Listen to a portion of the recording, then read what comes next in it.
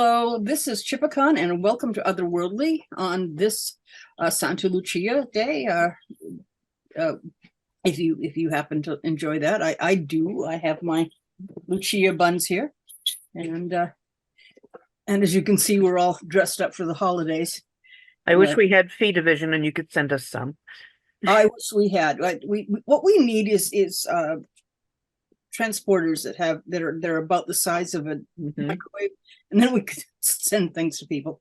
Anyway, I'm very excited because tonight we have Christopher Croucher, who has been on before, and tonight he's going to be talking about a solstice ritual, which he did and then got into, and he said it kind of developed like any good tradition does, like Topsy all by itself.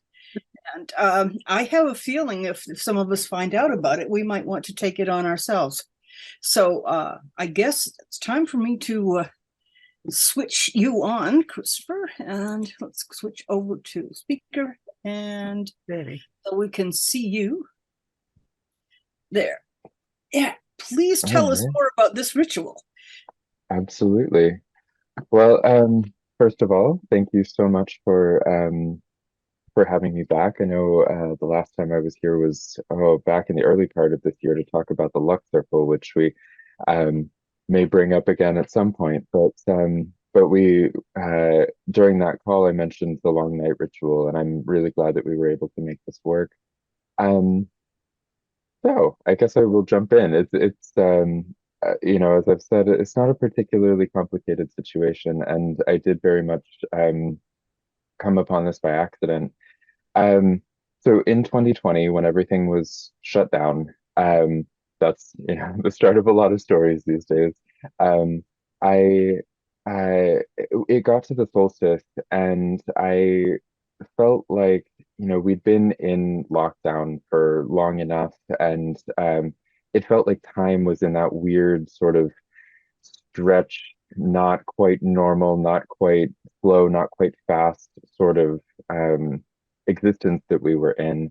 And it got to the solstice, and it felt like the shift that was going on at the time that I've always loved. I'm very much a person who enjoys the dark and the cold of winter, which doesn't always seem, it's not a ubiquitous feeling, I understand that, but it tends to be a time when I thrive. So I was really looking for a way to connect that honored the that strangeness that we were dealing with in the lockdown and the isolation of all of that. And so my main feeling was that it just wasn't going to be enough time to do the rituals on that one day. And so I said, all right, I will start something. I will start a thing. I don't know what it's going to be. I don't know what it looks like. And I knew going into it that I was calling it the long night, just because it's the long night. But but when I started, I realized as the ritual was happening, I don't want to close this ritual at the end. This isn't a start and finish in a few hours kind of situation. So I left it open and set out the intention that at some point I will know it's time to close this ritual. And I realized over the time that year it took 2 weeks that this ritual was open. And I realized that during that time, I was much more aware of what was coming in. So, messages, conversations that I was having with people, even movies that came on TV or things that I was watching, certain things would stick out to me in ways that I may not otherwise have noticed. It was like the volume on things was turned up ever so slightly. And and so I started a practice of journaling during that time, and just kind of taking these things down, noticing dreams that popped up, or like I said, the conversations or messages coming through, or readings or things along those lines, and just sort of compiling them in journal form in this particular case. Um, so about 2 weeks after that, I believe it was a dream that first year. I woke up from a dream one morning. It was like, all right, it's time to go back out into the woods and shut this down. And, you know, that's it. This is the 2 weeks. Um, the following year, I decided to do it again. So this is 2021 at this point, and I opened it, and um, it lasted a month and a half. It went all the way through the in-bulk practices that I do, and at that point, I knew, okay, well, in-bulk has to be the end because I want to move on at a certain point. But it's it depends really on what is coming through at the time. So so to give a very simple explanation of what the ritual actually is, there's only three things. It's a start, a finish, and some sort of acknowledgement through on a daily basis of some kind. And I leave it open like that because I am interested in so many different things that if one year I don't feel like doing the journaling, what's always come through is journaling for me on a daily basis, just to check in and to kind of keep notes. Um, but if for some reason I feel like doing art instead or working on a project, something that's being creative or acknowledging in some active way, meditating, doing it has also for me included a lighted candle, but that's something that's just sort of a constant for me, and I give a little intention with that as well. But it's just those three things. So a start, generally speaking, on the solstice.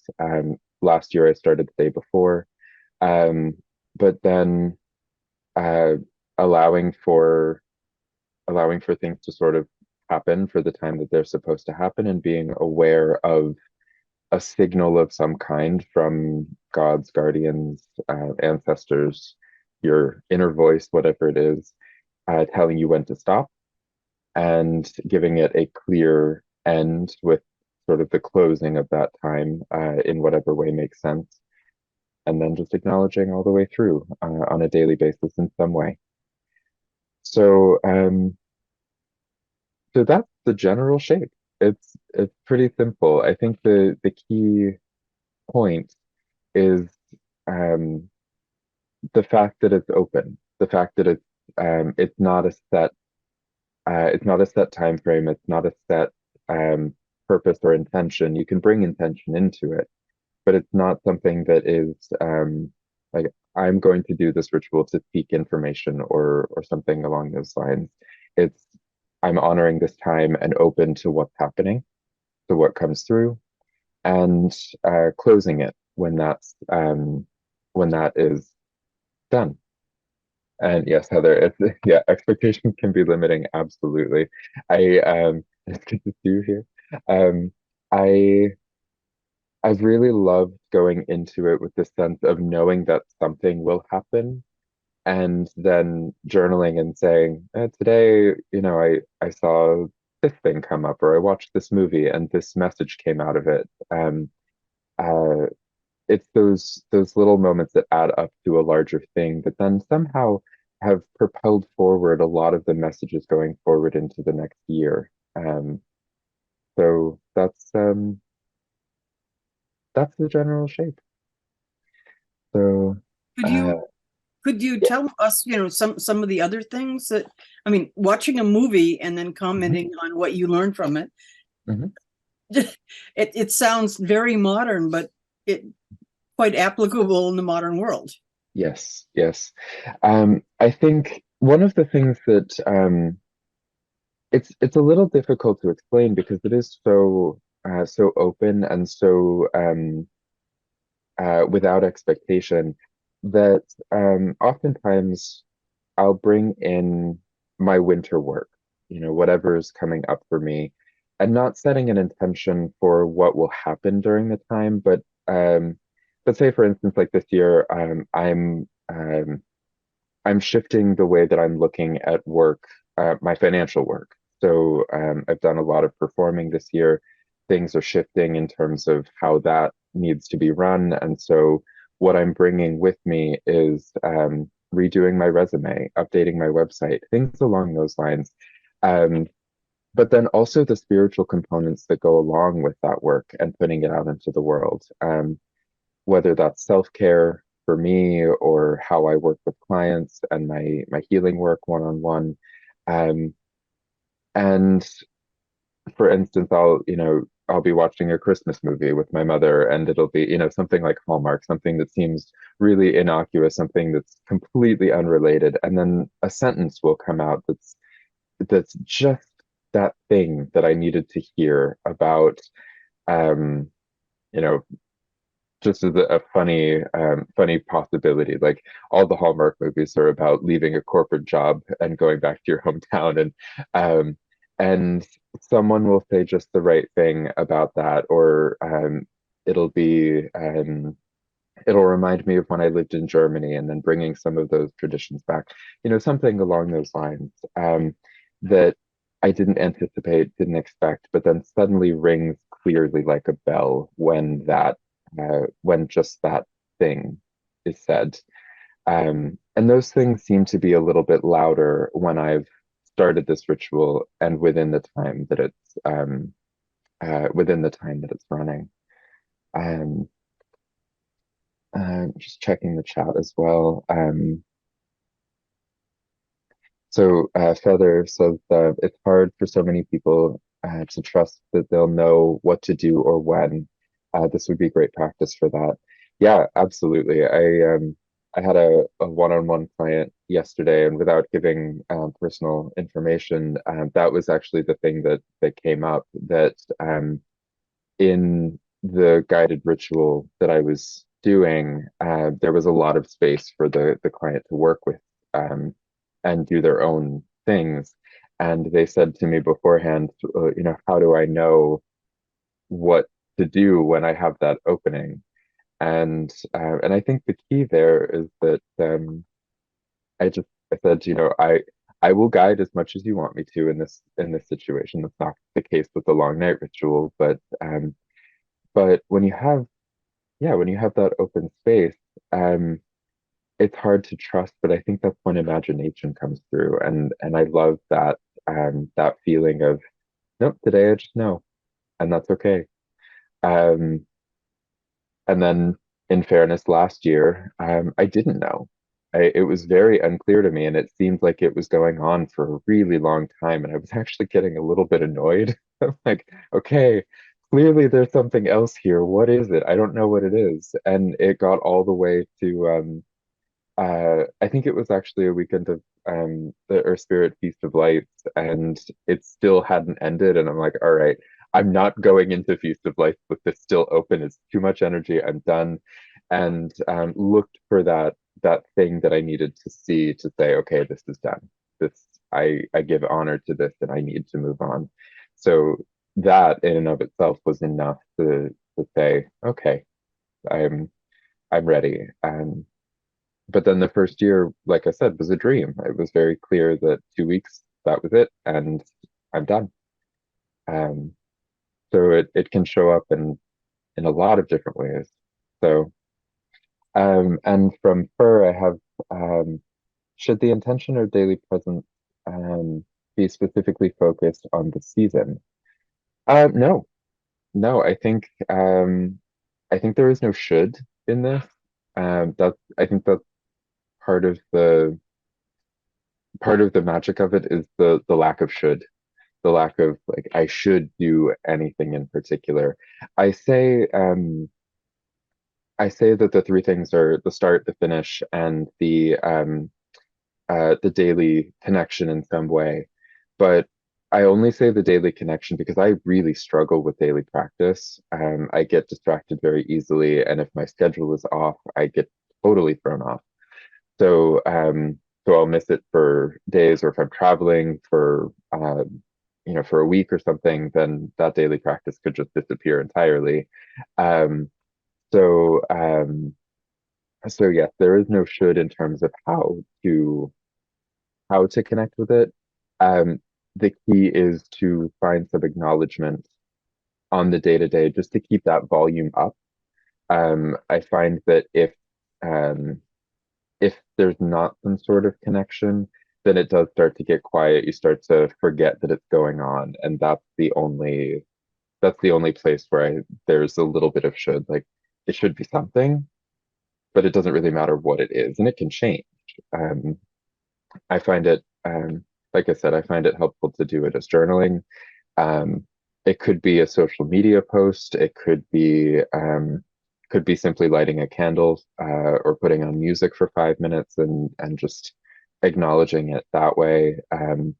Could be cooking something every day. There's so many, so many different ways that you could, and as I said, you could shift it throughout and say, I'm starting it by journaling, and that's no longer serving me by the end of day 3 or week 1 or whatever it happens to be for you. And say at that point, I think I'm going to shift this, and acknowledge it in the shower.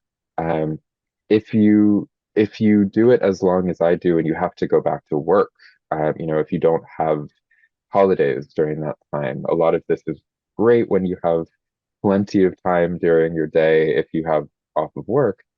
But if you have to go back to work, it's a little, I think it's really powerful to bring in those day-to-day noticings, and to bring this back into the start of the year when you maybe have to go back to work or school or anything that you're doing.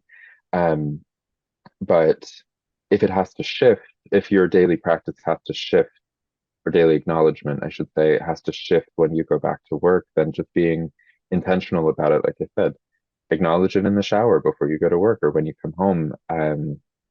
Opening the door. When you get home, take a breath when you step into your house, or something along those lines that is that touch point on a daily basis. Um, Heather, it seems to me that anything you choose to do is your gift to the observance, whether it's to do something that uses your arts or merely give a moment of your time to it. Absolutely. I love that. I love that description. It is. It's the gift to the exchange of energy that you're taking from the solstice ritual that is now extended, or and giving back to it at the same time. You were Um, talking about personalizing it, say to your to your financial work. It occurred mhm, to me when you said walk in the front door. If yes, you were working on building your home as a sacred or protected space, you could boost your wards every time you walk through the front door, and because home's pretty sacred for most. White yes, vampires can't come in if you don't invite them. So, but yeah, I really was. I would like, because it's going to end up on YouTube, and there will be people here who will trip over it 5 years from now. that'd be great. I'd love that. I would love to have you give suggestions for a easy, convenient, not lots of really cool toys startup ritual. Yeah, yep. And Fur also asked the how would I recommend to open the space? Yes, absolutely. So uh so the way that I generally do it is I take a walk in the woods. Um I I as much as possible take the day of the 21st, or whichever astrological day or astronomical day the solstice falls on in a given year, and find some time to go for a walk, um, and just verbally state. Generally, it's especially if it's during the week and nobody's out in the woods, I'll just talk to the space and say, today's the day. I'm starting the long night, and and this is what I'm bringing into it. I don't know where this is going. I don't know what is going to happen, but I'll call on my ancestors and my guides and the gods that I'm working with, and just say, it's time. This is my time, and I honor the solstice in this way, the longest night of the year, and I seek to extend this ritual for as long as is meant to be this year. And I open to messages, I open to realizations, and I I will bring forth what spell work and what ritual work makes sense during this time. I'm listening, I'm here, I'm open, and now it begins. And that is it's a very simple way. And it doesn't have to be out in the woods, it can be at home. Um, it's to me, I think the first time that I did it, I was used to doing, casting a circle and calling in elements and really setting up a very intensive ritual space. And I did that the first time. Um, when I closed it, it was the opposite. I went out into the woods and it was much simpler, although I did have tools and a candle and all kinds of things and set up the candle in the snow and um and did that. But I think one of the great things about this is that it can be extremely simplistic and and you can bring to it what you need in a given year. I think this year I've been dealing with a little bit of like strange health issues that I'm not sure what's going on or how. And so going into it, I think some of what I'll be looking for is clarity. And if I feel up to going out on the 21st, I will take a walk in the woods, but I don't think I'm necessarily going to be ready to climb the mountain that I climb for a lot of rituals. But if I am that day, then I'll do it. Um, I think it's very much the whole thing that's here is listening. It's about listening to what you need in that moment, how you need to connect, and listening to yourself. Um, it opens up space to receive those messages from outside and within. But I think the beginning and the end in particular are listening to what you're bringing to it, and then stating it in some way. So you can do something like casting a circle or doing,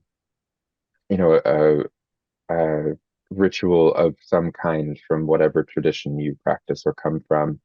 Um, but it doesn't have to be. It can be, it can be, I'm also a dancer. And so if I wanted to, I could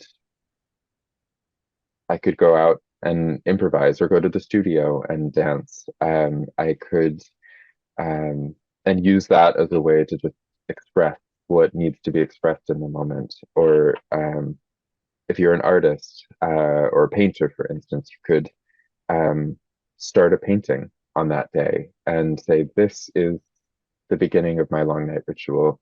I will attend to this painting on a daily basis between now and when it's done, or now and when I sense the end of the ritual coming." Um, there are so many ways to go about it. Actually, there are infinite ways to go about it, which is why it's so, it's cloudy, it's soft, but has a really strangely deceptively powerful, it's deceptively simplistic and extremely powerful when you sort of allow for things to come in and then see what shape it takes over the time. So I'm sure that's as clear as mud, but is that helpful as well? Well, it is. It's not muddy. It's open, It's and open. some people are not comfortable with that. True. True. I am, but I think that as Feather had said, your intention is what flicks the switch. Mhm. I was just thinking, one of the things I cook, and I may have something to do with it. I think I'm going to be trying it, but I could also do something with runes. Mhm. Let's face it, if you do any kind of divination, then that gives a really easy pathway Mhm. for those who want to speak to you to send you a message. Yes. If you don't, there's all kinds of symbolism out there. I once walked a labyrinth. I never got into labyrinths, and then I walked in one that was in the grass. And as I walked it, I looked at all of the different herbs, the clover and the plantain, and then suddenly I was having this conversation as I walked, going around, back, and that made it, because I spoke the language of the herbs. Everybody has something that's their language. It seems to me that this makes this open to everybody. This is a very accessible ritual. I think that really is the beauty of it, and I love the way that you put that. Everyone has their own language.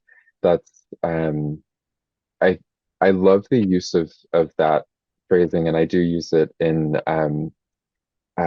some of my when I'm working with clients or teaching a workshop. I talk about well, actually, one of the main things is whenever I step into a pagan community and I don't have to do the code switching or the language switching, it's having shared language around things that we do understand, I think is a really it's a beautiful thing. And because everybody has their own language that they listen to or can understand from a message perspective, it does, like, having this opening really does allow for those messages to come through.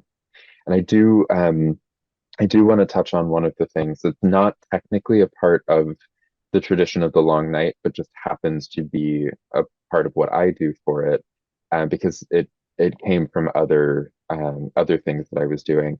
On the first night, I do a rune reading for myself as well, and that, at first I thought that was going to be, oh, this is just my winter work, but it ended up being a pretty strong signal as to what was coming for a full year. And that the first time it took the form of doing a reading that night. Last year, I was doing my rune reading throughout the entire ritual. So I left the runes out on the altar, and in a way that I'm sure people on this call can understand, but if I said this to somebody else, it would sound very strange. Certain runes would jump, and I would hear.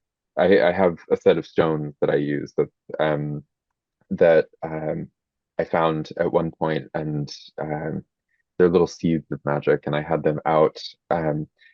And without me being anywhere near them, I would hear them clacking together on the altar, and I knew, all right, well, okay, I'm gonna just pick whichever one is calling to me. And over the course of the several weeks, it formed the reading that has been extremely powerful this year for me. I also do started this year, I think or this last year was the first year that I've done this other reading, but for a number of years I had heard from a friend that they do a Wheel of the Year reading at the solstice. So they do tarot and pick a card for each of the 8 sun holidays. And I had, for a long time, I avoided doing that out of, like, oh, I don't want to set my full year in this shape right now. This is too much. And it was just, I was called to it this last year, and that's also been extremely powerful. But I think some of why it's been so powerful is because I had turned on or started the long night and was open to hearing those things in that framework that then lasted beyond the end of the ritual, and I'm not sure I'm ready to let some of it go yet, but we'll see what happens in the next week when we start. So it is yeah. I don't think you can get to a lot much more liminal time than the solstices. Yes. Maybe the equinoxes. They're in between. Mhm. And if you do it at dusk or dawn, my goodness gracious, or at the moment, which we can look up on the internet these days. I don't have any idea what they did in the Middle Ages, but it's a liminal time, and liminal times are incredibly powerful for divination. But as for locking things in, for about 5 or 6 years now, I've been every year doing speaking of liminal times, a year-long reading for my sister on New Year's Day. And pulled a card for every month. And we always look over it again in December, and then we know what they meant. The guesses that we gave in January were never what happened. But when you looked at it a year later, you said, oh, yep, that's absolutely what happened that month. So you're not locked in. Yes. Yes. Well, I very much realized that after having done it, for sure. And heaven knows, reading for other people for long enough and telling them at the beginning of the reading, you're not locked in. This is not a fortune telling. This is, just headlines, that sort of thing. It's funny how nervous I became when I was doing it for myself. But here we are. So I will certainly be doing it again this year. Um, but yes, I think, and speaking of the liminal time as well, I think that's really the key. That first year, I wanted to open or keep that liminal time open and stretched for as long as I could, and that was really where the whole this whole long night ritual has come from. So, so one question I have, well, I'll hold on to that. Are there any thoughts or questions other than the ones that have If you gone don't up in want to out yourself on YouTube, put it in chat and we can read the question out loud, or you can unmute yourself and ask. Heather did ask in chat. Don't use some names. I'm sorry. Anonymous person asked in chat, have you ever tried to connect with the land as the beginning of your ritual and examined how it changed during the long night ritual? Now, Chipicon talked a little bit about that with her labyrinth walking and the herbs. I don't think I've done well. I think connecting with the land is such a big part of my practice anyway, which is largely um, why I go to walk. I always, there's not a lot of always. The last several times that I've done this, I have gone to the woods. I've opened to being there, and that is more to put myself in that headspace, that in between liminal headspace. But um, it's very different from some of the letting the land lead work that I do, which is directly connecting with the land to hear it speak. I think this ritual is much more open to come what may energy. Um, and so I don't necessarily come in with like I'm going to connect with the land to do this. Also, in the winter, I'm not necessarily, as much as I love to go out in the snow, I'm not necessarily going to commit myself to, I'm going to go and do this conversation with the land every day because it may be very uncomfortable. And some days that's great, and some days that's not. Um, but um, I think that's also a great way to open it if that's the way that you want to interact with the messages in that particular year. Um, if you're really looking to connect with the land, it's I think that's a great way to start it. And the thought comes to mind like start how you want to finish. Not for this, not for this. If you start and you realize halfway through that it's not what how you started is not functioning anymore, then absolutely change it. Yeah. It's I think that's the great thing that I've learned from stumbling through it for this will be my fourth year now, but stumbling through it for 3 years now and just feeling um yeah, Yeah. it's that's that. I can say for me that as someone who has always rented since I left my parents' house, I don't have a strong connection to any given place in the land.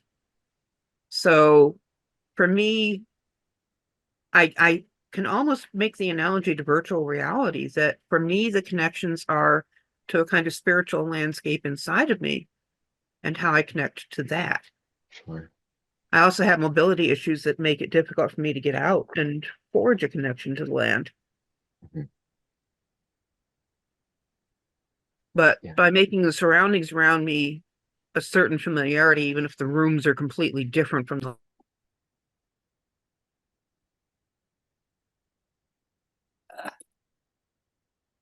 Sorry. Thank you. Sorry, Sorry. I was trying to pin you. Oh, okay. Start all over again. Um, when it comes to trying to make a familiar landscape around me, this is where my belongings become rather important, and the things that I connect to, keeping my stones around, keeping my, ritual objects around, keeping my comfortable books with me. I have a new one, which is I don't have children. So I'm kind of making this silly thing now that I never had this kind of baby doll when I was a kid. So I got myself a baby doll and I'm going to dress her for the occasions and such like. And she becomes part of the familiar landscape. And part of what I might do is acknowledge her every day and teach her something about my spirituality. I think that one of the things that I think is a is that reminds me of is that not all cultures were town cultures, not or city cultures. What you are as a renter, you were a nomadic culture, and nomadic cultures did have their sacred rock or their sacred whatever they carried with them as the symbol of this is where my home is. So that's what you're doing is you're creating a nomadic home symbol. Yes, very much so. That's a good analogy. Some of them would find a new place to live for a while and they would they would take a log and make a particular sculpture out of it to totem to put at the entrance of their little area or something. So sometimes it was something they created when they made a new area, or sometimes and it often included additionally things that they carried with them, the rock that had been with them for 1,000 years or something. So yes, I have my things that I create, I have my things that I carry, and this is one of the reasons why sometimes when I happen to lose things, they are a more painful loss than one would expect they might be. Mm. I certainly relate to that. Um, Especially having lived I spent a year, a little over a year in Scotland for my master's degree and had planned to go back. And then the pandemic hit and life changed, and it worked out for the best. And at the same time, I left a great many things there, including ritual tools that I finally, after 4 years, went back and got this summer and cried when I found them in the storage unit that I had rented there. It's like this is the familiar that's been stretching me across an ocean for 4 years now. Yeah. Um, but yes, that's um, And but I as think Star Wars, sorry, no, no, no, please go ahead. as Star Wars points out in the chat, remember that people in Rome or Alexandria in pre-Christian times were renters, and so too in many other cities throughout history. People didn't own part of the land; they lived in somebody's room. And people don't realize how much restaurants or people who served food on the street were common because nobody had cooking facilities. That was why they had public baths. Yeah. Yeah, um, I think what you mentioned about about having that space around you, and particularly in this liminal time, doing the long night and connecting in those ways. I think, and as you said, working with your baby doll and things along those lines. Um, I think it's a great time to build those relationships with the place that you're in, with your ritual tools. We don't often, I think, um, if you've got a 9 to 5, or if you, which, modern witches, this is what we do. If it's not sort of your daily job, to be in connection with your ritual tools, and we often, we go to them at times when we do have time, or at times when it becomes necessary. And so, including ritual spaces and the home. And I think this is a great time to do things like divination and rebonding yourself with magical tools or traditions. So, um, too many polytheists have a small town hallmark fantasy. I like that. That's yep, yep. Uh, that's a thing. That is definitely a thing.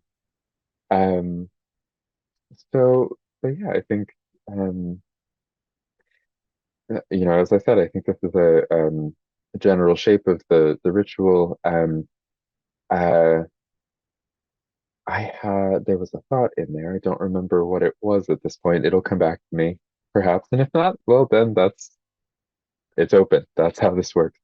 Um, oh, there it is. I found it. There's the thought.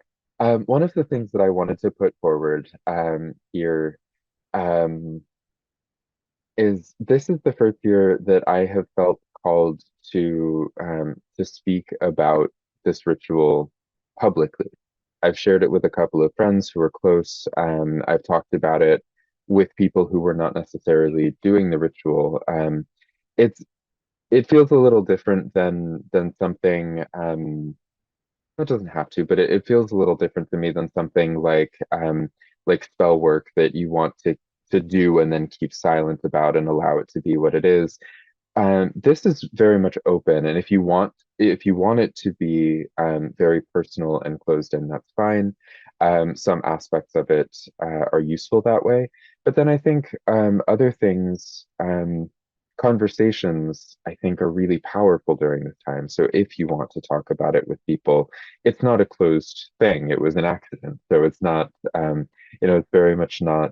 Um, uh, it's precious and not precious at the same time. Um, so being that I'm opening it in this way and talking about it as in telling other people how to do it and sharing my experience, I am sort of open to the possibility, not set in it by any means, but open to the possibility of doing a Facebook group or something along those lines, or a chat of some kind, even a Google Doc where, if people want to, if anybody is interested in doing this for themselves, um, my parameters on it are just, it's not necessarily a place to check in every day, or you can get suggestions certainly, and I'm happy to answer questions or you know think through things, but if it's something that people want to do just to have a place to check in, or to say, hey, I'm doing this, then I'll see you on the other side, and that kind of thing. I would be happy to start that and see how it goes. It may not be something that I check every day, but because this is very much an open space, um, I'm open to sort of setting it and then checking in with it and things along those lines if people are interested. And I see at least one person in the chat who is. Uh so yes, I can set that up, and then I'll ask Chipicon as well if I do that. Is I don't know if there's a way to either send it or connect with folks, or I can put my information in the chat or something. I don't know what the best way to connect with Certainly, folks. if you create a document, a place, Mhm. a group, Sure. we can put that up on the Facebook Changing Times group to let Okay. people Changing Times know about it. Sure. But and we could ask our computer guru to put that on the which again I laugh to think about somebody picking up on it 5 years from now, because YouTube is forever. This is true. Like, This is true. let's see if they're still there. And it's like, no, the last post was only in 2026. Mhm. But Yeah. And that may very well be the case. It's open. We open it now and we see how far it goes. But I think I would be certainly open to that, and it seems like there's interest, so I can get that together certainly before the solstice, and share that information as well in the next day or two. So yeah. I see this as and taking the liminality, the point of liminality of the solstice, the long night, and stretching it as long as an individual needs it to be stretched, and then saying, okay, no, turn off the stretching. But thinking in terms of liminality, have you heard of halcyon days? Halcyon No. days are it's a nautical thing. The week before the solstice and the week after the solstice, so the 14th to the 28th are the halcyon days, and it's supposed to be a time of peace on the Mediterranean. Basically, is where it goes to. I tend to consider Yule from the earliest sunset, earliest night, which is Krampus night, to the latest sunrise, which is the Epiphany, the 12th day of Christmas. But that the 5th or 6th of January, that's a lot of people don't know that it isn't the earliest sunset and the latest sunrise on the solstice. It's shifted. It's kind of it's a little one way and then a little the other way. But on the solstice, it's the shortest day, longest night. Let's celebrate it being longest night instead of just saying, "Oh my gosh, the day has gotten so short." But I yeah, personally you could love it. choose a different framework. It occurred to me when you were saying that could be,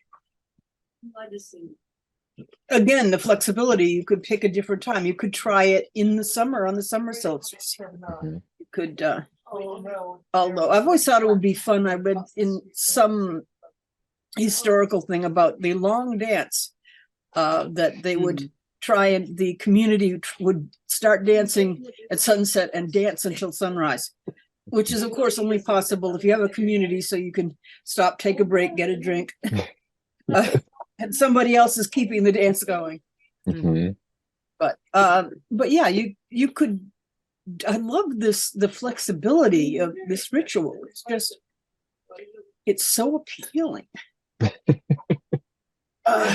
I like to hear that it's appealing. I think yeah, I think that's why it started. That's why it needed to happen the way that it did, and why I call it accidental, but I also at the same time don't think there was much accident about it. It was very much like it needed to happen. And as I said in the description, this has become one of the most important things I do this year, or in a year, because it does set the work not just for it. It's a space for my winter work, and I've heard that term a lot more lately, the capital W winter work. But I've noticed that I go back to it and connect things that are happening throughout the year. I don't connect with the summer solstice as much. I'm one of the lucky few who have a reverse seasonal affective disorder, and I get very lethargic and very uh, often depressed during the summer. And so doing something like this around the summer solstice is almost too much. It's too much input, too bright, too intense. So I feel my most magical between the around the autumnal equinox through let's say around May. My birthday is at the beginning of May, so Beltane baby, not quite, but almost. And and so um, it's really during that transition into the dark and out of the dark that I find the most powerful.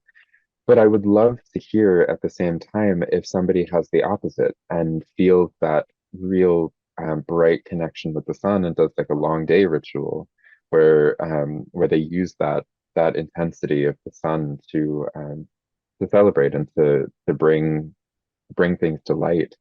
Um, I don't know that I'm personally going to be that one, but but yeah, I would love to see the yeah, the flip side of the coin in a way. But that would be another person would need to do that. Somebody who's Exactly. you're the one that's loving the dark. So Yes. I had a thought today, which was just before, about an hour before the I tripped over an article on the Mother Hola and the Lutzifrau, which I'm not sure I'm pronouncing correctly, which because I'm into food, and it was about winter solstice food magic. Well, yeah, so I had to go look at that, and the link is here. Let's see, there for you to go look for it.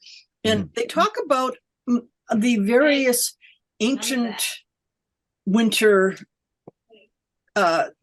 mother types and the maiden types, and I just clicked on these stories. No fairy tale. Another thing I'm into is fairy tales, where the girl falls down the well and she picks the trees off the apples off the tree so that the branches don't break. She takes the bread out of the oven so that the bread doesn't burn. She helps, I forget what. And then she goes and works for Mother Hola, who, if she shakes her feather beds out the window, it snows and it creates the fertility in the land. Mm-hmm. And then when it's come time to go home, she's shown out the back door, and gold comes down on her, and she goes back to her mother, her stepmother, evil stepmother who dunked her down the well, and there's the golden girl. And it occurred to me that sounds an awful lot like a myth about the winter mother creating the maiden of light. And as I say, I just got this flash about an hour and a half ago, so I haven't gotten very far with it yet. But that is just a cool thing that I think is the kind of thing that I would put in a journal about what's going on. The things that pop up out of nowhere and give you I've got to think about that for a while moment. Absolutely. So, but just thought about that while I was like, oh, wait a minute, I know what he's talking about.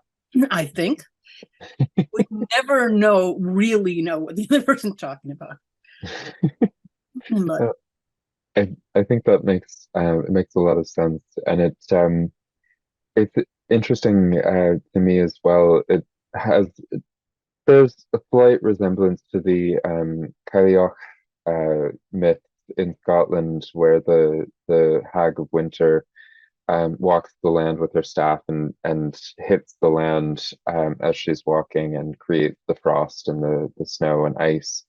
And I think it's a really powerful image that is often told in fairy tales as frightening. You know, that cold, barren, almost angry visage in a way.